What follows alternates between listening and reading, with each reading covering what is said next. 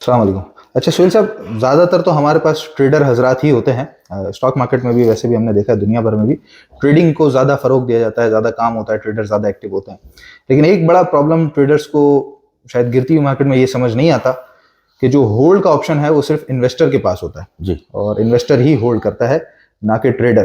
तो ट्रेडर को जो एग्जिट और एंट्री है वो किस तरह करनी चाहिए, कौन से टाइम फ्रेम पे करनी चाहिए, उसका स्टॉप लॉस क्या होगा, कितना रिस्क मैनेजमेंट होगा, ये सब चीज़ें बताइएगा।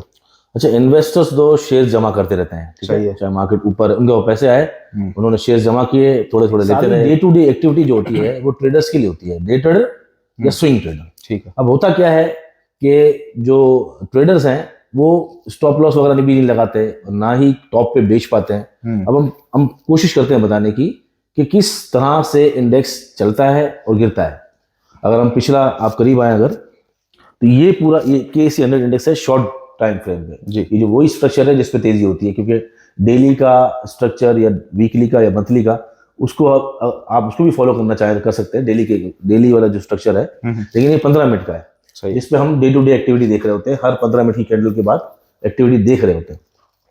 ये इस चैनल का बॉटम है और ये मार्केट आप देख रहे हैं तकरीबन 88,000 के बाद यहीं से चले जा रही है, चलिए देखें यहाँ चले जा रही है और ये इसका स्टॉप लॉस डिफाइन हुआ हुआ है इस लेवल पे। सही है। और यहाँ पर जब एक दफा नीचे भी आई थी इसको तोड़ के, लेकिन वो स्टॉप लॉस हिट नहीं हुआ और इंडेक्स फिर ऊपर चला गया और यहाँ पर चलता रहा। अब ये बॉटम पे ही चल रहा है, मतलब आप अभी भी बुलिश ही करते रहोगे। सही है। उसके अंदर इंडेक्स तो चलता रहेगा। अब इंडेक्स को यहाँ देख रहे हैं आप एक तरफ और दूसरी तरफ अपनी आइटम को अंदर आप बाइंग सेलिंग जो भी है टारगेट पे होता है, स्टॉप लॉस होता है और नॉर्मल ट्रेडिंग चलती रहती है। आप इधर भी देखें सेम सिनारियो है, नीचे ही है, नीचे यहाँ पर भी स्टॉप लॉस हिट नहीं हुआ, से नीचे ट्रेड नहीं हुआ, जहाँ नीचे गया यहाँ भी देखें ऊपर जाने की कोशिश की, वापस नीचे आ गया चैनल के बॉटम पर। ये एक वक्त ऐसा था जो धरने वाला या लॉन्ग मार्च की जो कॉल थी जी, वहां पर एक दफा इस लेवल पे चला गया, क्लोजिंग भी दे दी दिन के एंड की, स्टॉप लॉस हिट हुआ। सही। लेकिन यहाँ पर हम दोबारा री एंटर भी हुए और ये सबको पता भी है, हमारे क्लाइंट्स को भी। इसी तरह ये चलती रही, यहाँ से सबने तेजी की, ये चलती रही तेजी। अब यहाँ पर हमने अलार्म करना शुरू कर दिया था सबको, अपने क्लाइंट्स को भी चैनल पे बता रहे थे, सोशल मीडिया बता रहे थे कि हम ओवरबॉट टेरिटरी में काम कर रहे हैं। अब इसका मतलब ये नहीं है कि हम काम ना करें, पर हमारे लिए यहाँ पर स्टॉप लॉस डिफाइंड है। स्टॉप लॉस डिफाइन का मतलब है कि अगर हम यहाँ काम भी करते हैं तो रैली एंजॉय कर सकते हैं और कितने ही दिन 4-5 दिन इसके ऊपर मार्केट रही 1,11,000 के ऊपर रही, तो ऐसा नहीं हो सकता कि हम पीछे हट जाएं। अगर कुछ आइटम में चाल मिल रही है आपको तो आप करते रहेंगे ट्रेडिंग। लेकिन जो ही ये ट्रेंड लाइन तोड़ी इसने, उसके बाद हम हाई अलर्ट हो जाते हैं। उसके बाद नीचे स्टॉप लॉस डिफाइन हुआ हुआ है, देखें सही है, स्टॉप लॉस डिफाइन हुआ हुआ है। अब यहाँ पर एग्जिट कॉल बनती है क्योंकि ये टॉप है, सारा ये बॉटम है और ये टॉप है, और इसीलिए जब इसने स्टॉप लॉस को हिट किया तो हमने वहां एग्जिट किया।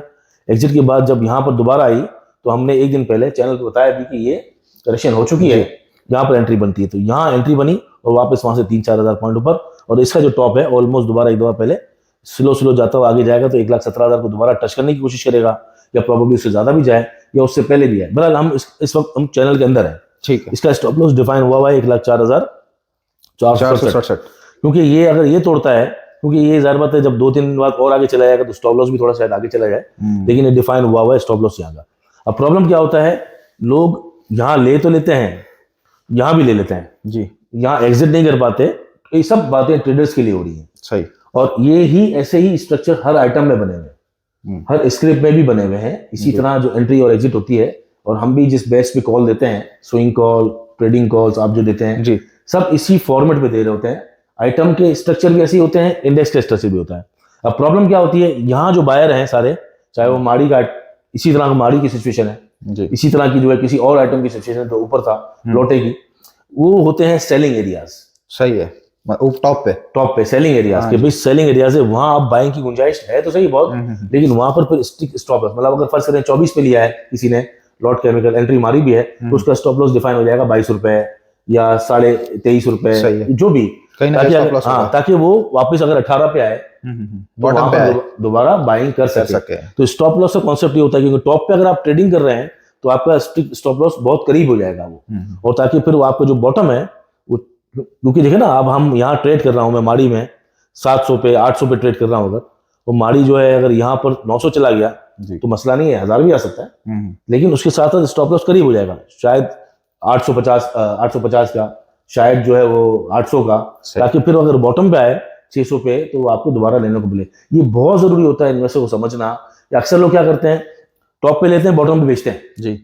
मतलब माड़ी जिन्होंने लिया 900 पे, तो 900 पे क्या सोच के लिया, और जब बेच रहे हैं 650 पे या 657 पे, तो यहाँ बेच रहे हैं जब यहाँ के बाइंग का टाइम है और यहाँ का सेलिंग का टाइम है। ये सीखने की जरूरत है सबको, अदरवाइज हमेशा कंफ्यूज होते रहेंगे और ऐसी बुलिश रैली में भी अपना नुकसान कर बैठेंगे।